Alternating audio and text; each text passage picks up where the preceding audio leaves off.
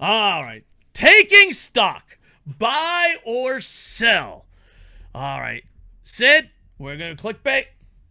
Sergeant Slaughter attacking Lacey Evans. Buy or sell?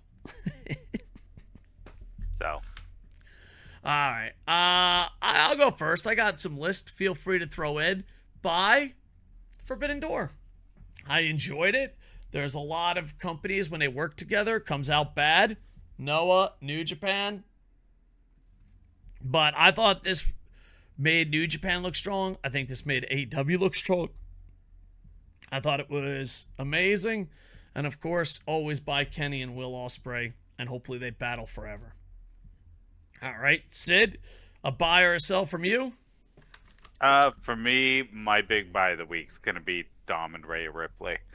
I think Dom and Rhea Ripley have something special that WWE can tap into a new market that they haven't been able to. They're super over on TikTok and Twitter. Oh, that's awesome, man. Even casual fans like Rhea Ripley on TikTok. Oh, that's Like cool. even like nobody fans still love Rhea Ripley.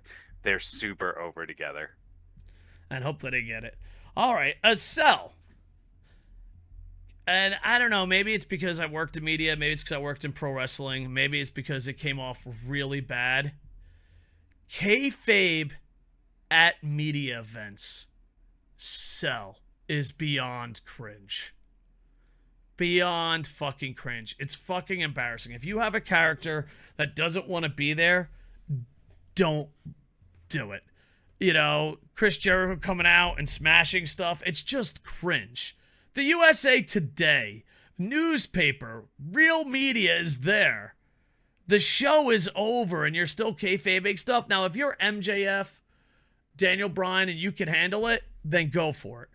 But what's her name? Who's the women's champ? It came from Stardom. Toni Storm.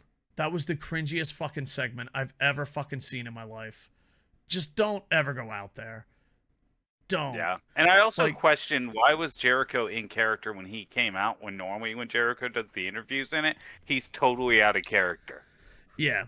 Either don't have media events, people that want to protect kayfabe, don't have them part of the show. Because here's the thing. As a guy that worked in pro wrestling and media, I will tell you this. Everyone that isn't a fucking wrestling nerd, anyone that's in real media, will look at their partner and go, we're never doing this again. There will be people in that room that will not be coming back. There'll be people in that room that just said, fuck it, this is stupid.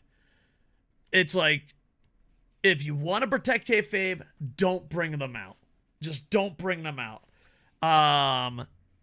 I just think, working in real life media might work 1 out of 99 times. The other 99 times, it's cringe and you're not getting the story you want. But yeah, I would choose wisely who you bring out for the media. Bryan Danielson did a great job. Darby Allin was kind of cute and funny. But yeah, Jericho was cheese. And like, it got so bad with what's her name. I just started like, holy fuck. Like, I felt bad for her. Like, you could see it in her eyes. She's like, do I have to keep up this act? This is so fucking dumb. This is so dumb. So, if you want to keep kayfabe alive, then don't let him at the media scrum. If you wanted to keep kayfabe alive, don't have a media scrum. You can't, because like, I guarantee there was a sports writer or a real journalist that went, all right, that's the last time I'm doing this. There's no fucking, it's dumb. It's stupid. It's dumb. Sell kayfabe at media events. Especially if you're not fucking good at it or average. If you ain't top tier kayfaber, it's just like sales and presentation. All right, your buy or sell, sir? Jungle Boy. Oh, I didn't want him before the Sonata match, and I want him even less now. Because, listen, sure, he had a few athletic and cool-looking spots in the match, but overall, it wasn't a great match or anything. The story segment after was stupid, and the only good thing I can say is, why don't they just make him use a clothesline as his finisher because apparently his clothesline can knock out wrestlers who haven't even been in a match. I agree 100%. He's on my sell list too. And not just Jungle Boy is on my sell list, because as a face it wasn't working, and now he's going to turn heel, and it's like you have to cut even more promos as a heel. Especially because, like, the whole thing is he's turning heel. Edge and or Christian and Luchasaurus are heel. And there are some people who are like, oh, is he going to go back to him? Why would he go back to him? He made fun of his dead father and shit. There's no world where Jungle Boy going back makes sense. What is he going to do? Go back to him and be like, you were right to make fun of my dead dad. You had a point. Like, what? God, so stupid. Everything about the way they write Jungle Boy's story is stupid. Yeah, and on top of that, one thing that I was on my sell list that has to do with Jungle Boy is turning heels too fast. I feel like everyone wants someone to turn heel, and it's really hard to make over baby faces. It's easy to make heels. So I think it's like, oh, this ain't working out. Let's turn him heel. Let's turn him heel. It's like, all right, now he's heel. I don't know. Hopefully he finds a way to save his career, but I'm selling heel turns too fast. I feel like you get one bump in the road as a face, and you're like, turn heel. So, and it's weird because, like, you know, Vince used to be like, there'll be a babyface no matter what. But there is a timing situation. And you don't want to turn heel too fast, and you don't want to be face too long. And it's just like anything else. Timing is very important. But I feel nowadays everyone's turning heels so fast. Like, if you just focus in on Jungle Boy, his story makes no fucking sense. He's got a dinosaur and a friend. He's super over. Got it. His friend betrays him. His friend comes back. His friend betrays him. He's on his own. He's a pillar. He can't cut a promo. And now he's a heel. It's like, Jesus Christ, who's booking this shit? The Big Show? Yeah, so you sell Jungle Boy, I sell Jungle Boy, and heel turns too fast. Timing does matter. Timing does matter. All right, but a buy out of that segment. Taz as a dad. Dad of the year. Taz knows best. I love Taz. That segment was so stupid, though. It was so stupid, but adorable. It was so stupid, but adorable. I'm sorry. Taz as a dad would crack me the fuck up. Would just crack me up. There you go. So you got a buy out of it. All right. Two athletes that I'm buying into. One, Kojima. Just his tweet game is on spot. A lot of people, Kojima the last 2 years, maybe more, has really reinvented his career, especially went to Pro Wrestling Noah. Buy Kojima. Kojima can still go, and SidsLight said this earlier, that he felt Kojima carried the match against Punk, and his tweets, I was actually going to do a whole segment on tweets, but I was like, dude, outside of this is fucking hilarious, I don't know what else to add, so I put it in the buy section. He's like, I didn't mean to. Let me actually pull up the tweet. Let me pull up the tweet. I don't want to misquote this. This is too great. You know what I mean? Hold on. Scroll up. There it is. All right. Please don't call me elbow cock drop. It's just an elbow drop. I'm buying Kojima and elbow cock drop. That's what we got. Poor CM Punk. Right, as Taz would say, right in the handbag. So, buying Kojima. And one more buy. I know I'm late to the party, and I've had him on sell, but MJF. I'm going to buy Finally. MJF. Yeah, because, well, here's the reason why. Prior to the last 2 weeks, he's the greatest cover band ever. And now he's finding you just focus on the moments where he does, like, the nods to them. But I've always felt like he's just great, like I thought there was too many nods. Talent. Too many nods. The thing is, though, he was cutting WWE promos, waiting for the catchphrases, but none of the catchphrases were his. So I think MJF the last 2 weeks, with him and Tanahashi. I feel like he's a writer finding his own voice. I feel like, okay, he's not going to the well.